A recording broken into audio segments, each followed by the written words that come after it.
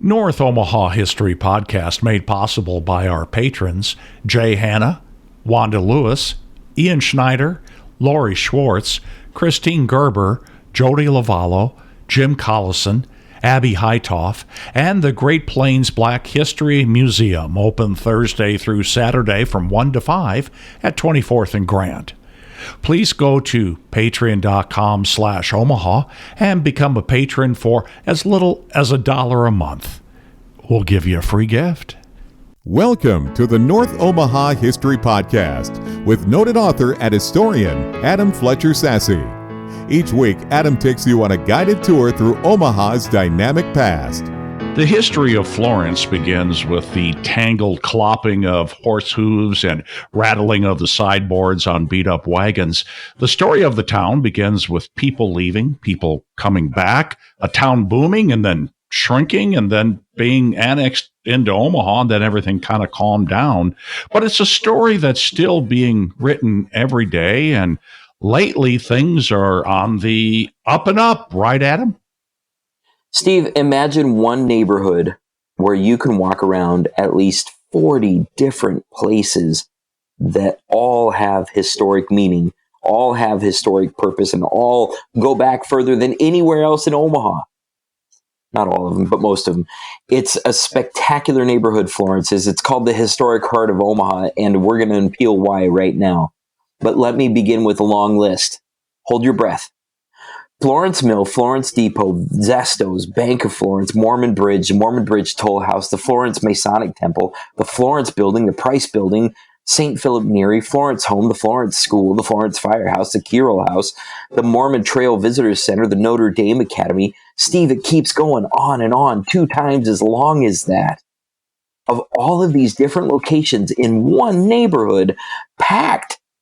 It was such a packed neighborhood. Florence is such a packed neighborhood with history that in the 1970s, they tried pitching it to become something like a Disneyland, except for Omaha history, right there in Florence.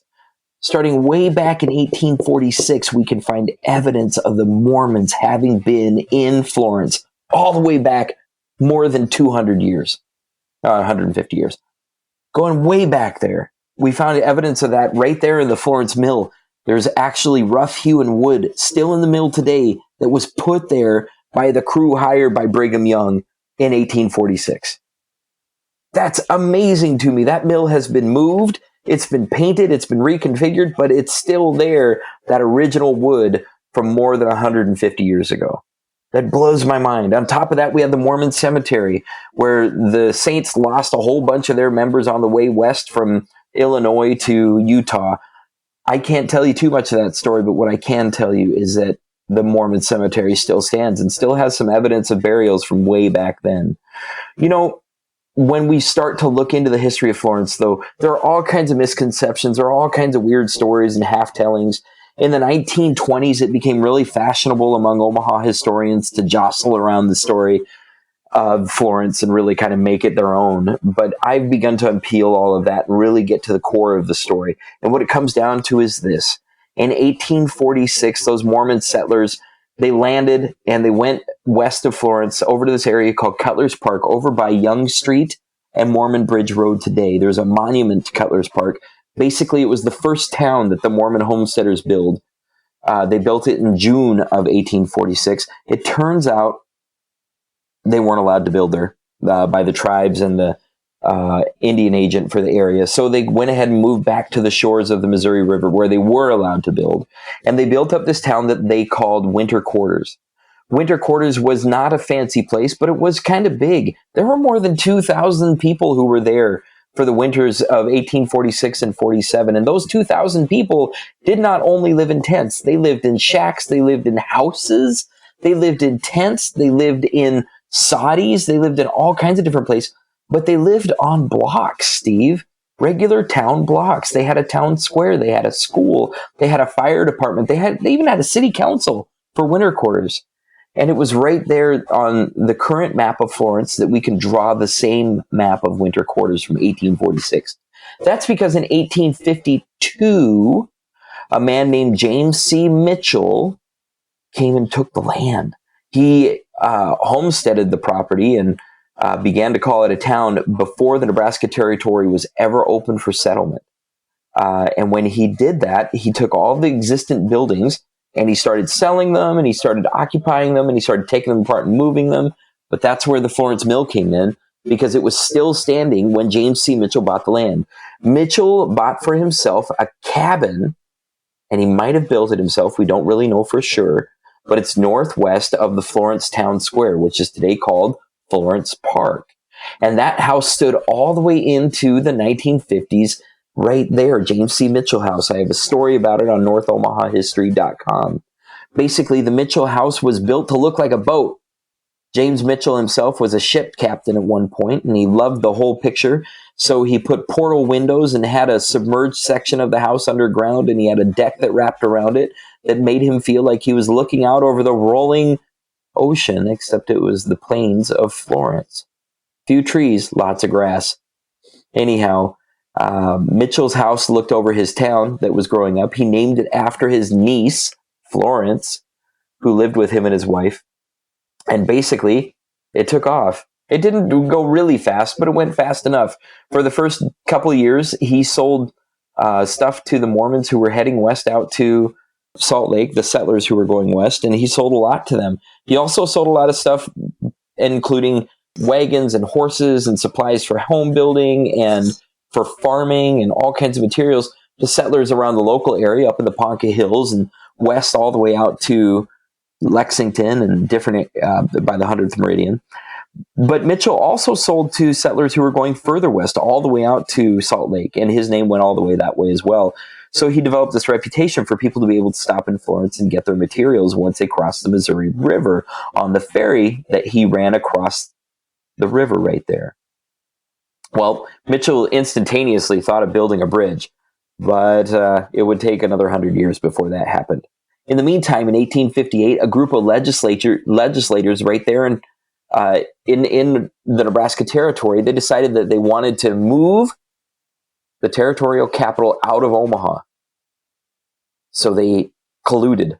They were all from south of the Platte River, except for Florence itself, and the legislator who was there. And he said to the resistors, hey, let's sneak it out of town. So they snuck it out of the capital in Omaha, where Central High School is today, and they moved it up to Florence for one day. Omaha really became upset about that, as well as all their supporters, and they re-adjourned in Omaha. And those legislators who had moved it to Florence, they lost their influence in the legislature, apparently, and well, things moved on from there. But over the next 60 years, Florence kind of jostled around. It was stuck by towns like Fort Calhoun and Saratoga and Elk City, but Omaha was gunning along at the same time. It wasn't too much of a surprise in 1917 when the city of Omaha annexed Florence itself.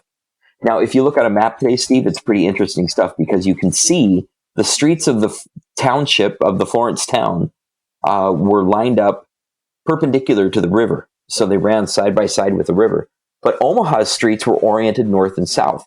So there's a slight northwest bend to the Florence streets where they don't line up perfectly with Omaha streets. And I think it's kind of a neat historical factoid. But 1917, when those streets were merged, Florence assumed Omaha's street names, and they lost their own unique street names. There were two main streets in Florence, and each one of them had their number of businesses and different things going on. But there were also a whole bunch of other historical names. Some of them have lived on, like State Street and Ferry Road and other ones like that.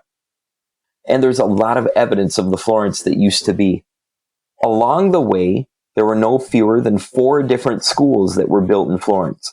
There was a fire station that still stands today. The Florence Depot is right now a beautiful museum that sits off of Manderson Street at the very north end of Florence by the Florence Waterworks. But the Florence Depot was originally at the end of 30th Street, and it was a depot for a rail line that headed out to Briggs and on to Fort Calhoun and kind of served the cattle line until it went further north in the west. But that rail line was still active all the way into the 1960s. When they moved it, they preserved it, and that depot still stands. It's a beautiful place. Another awesome place, of course, that has to be mentioned in Florence itself is the Bank of Florence. It was built in 1856, and lots of people believe that it's the oldest building in Omaha, definitely the oldest business building in Nebraska, and definitely one of the coolest buildings in the entire Midwest. It's right on North 30th Street and has both the statuses of Omaha Landmark and being listed on the National Register of Historic Places. And it's also a museum that's open all summer long, and I really encourage people to go visit that. There are lots of other really cool things in Florence still today, Steve, and lots of places to be explored. A section of the Florence Boulevard was called the Prettiest Mile Boulevard, and that led right to the town itself for a long time. Today it's integrated in and leads into J.J. Pershing Drive, which goes along the edge of Florence between the Florence Waterworks and the Missouri River.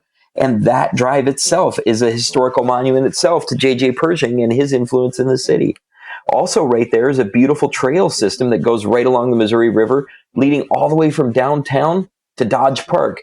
And that's a beautiful thing in the town. There's so much in Florence. I really want to encourage people to take a look at NorthOmahaHistory.com and look up a history of the Florence neighborhood and check out all of the cool things that are there. But I'll wrap up with this, Steve. One of the really coolest things in the entire town itself, aside from all of the things associated with the Mormons and all of the things associated with the drives and all of the beautiful stuff, and even the far north elements of the Fort Lisa and the Cabinet Trading Post, which are north of Florence, but right there in the same area, aside from all of those, it's kind of the mysterious history of the Florence area. There were some pretty heinous things that happened out there, including the lynching of some horse thieves in 1858, when this farmer in Florence reported having his horses stolen. They caught these guys in downtown Omaha. They dragged them all the way back out to Florence, and they lynched them right there with a lynch mob. But there's another place that's right out there that's called Horse Thief Cave. And I'm not going to share the location of it, but I will say that it's right by Florence, and it's a place that's super notorious because apparently horse thieves got away with hiding out there. There were also other places like an old bar that was right along the J.J. Pershing Drive or River Road, north of Florence, immediately north of Florence, just right out of town. And that bar was the location of many heinous things. It was kind of they called it a roadside tavern, but definitely a lot of gambling and a lot of brothel action and different things that were going on there. So Florence has its dark sides too, but I detail all of them in my article on NorthOmahaHistory.com. I really encourage people to go see that. Also, don't forget Florence Days happens every year. Spectacular thing. Great North High School homecoming parade that goes right up North 30th Street in Florence. And just a really exciting neighborhood, and I'm really excited to talk about it today. The North Omaha History Podcast is available on your favorite podcatcher, including Stitcher, iTunes, and Podcast Republic, Google Play Music, and TuneIn. Thanks for listening to the North Omaha History Podcast with noted author and historian Adam Fletcher Sassy. Join us next week as Adam takes you on another guided tour through Omaha's dynamic past.